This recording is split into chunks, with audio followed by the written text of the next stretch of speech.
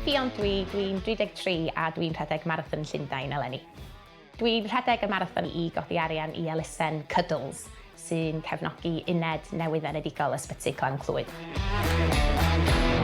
Cafodd ein mab Eben ei eni 11 wsos yn fuan pan ro'n i'n 29 wythnos yn feichiog, nôl yn mis Ebrill 2023.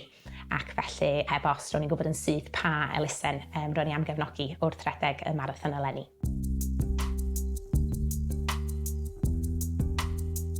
Roedd y gefnogaeth gawson ni fel rhieni gan elusen Cuddles yn ystod y cyfnod anodd yna yn arbennig. Mae'r elusen yn gwneud gwaith anhygoel yn yr ysbyty. Roedd yr wythnosau cynnar yna'n sicr yn anodd iawn i ni fel rhieni. Roedd Eben yn cael cefnogaeth i anadlu a'r peth mwyaf oedd angen iddo fo dyfu ac i gryfhau. Mi oedd o'n 3.7 ounce yn cael ei eni, felly oedd o'n sicr yn fach. A dyma rhai o'r dillad, oedd o'n fis oed yn gwisgo hein, felly oedd o dipyn llai na hyn ar y cychwyn. Ond erbyn iddo fo ddod adre, oedd o'n 5 pwys, felly oedd o'n gwneud cynnydd gwych yn yr ysbyty, ond yn sicr mi oedd o yn gyfnod anodd iawn i ni fel rhieni a hefyd i'n teulu a ffrindiau agos ni hefyd.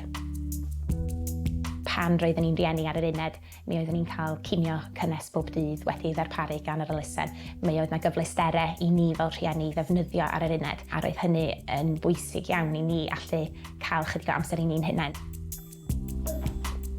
Mae'r elusen yn dal i gefnogi ni hyd heddiw 2 flynedd ar ôl geni Eben.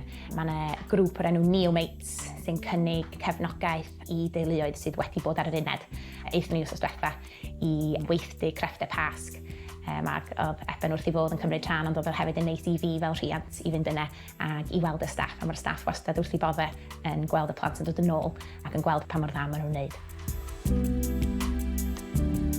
Dwi wedi bod yn trio i gael lle yn y ballot i Marathon Llundain ers blynyddoedd erbyn hyn. Felly dwi'n teimlo mor lwcus i gael y cyfle i gymryd rhan yn y ras dydd Sul. A heb os dwi'n meddwl mae o'n ras eiconig. Mae pawb yn dweud bod yr awyrgylch yn anhygoel a allai'm aros i fod yn rhan o hynny.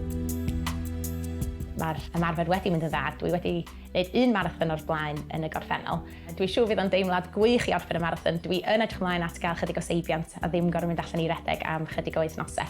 A mi fydd cael teulu a ffrindiau yn cefnogi fi dydd Sul yn deimlad arbennig iawn ac yn sicr fydd cael Eben yna yn ychwanegu rhywbeth sbesial iawn at y diwrnod.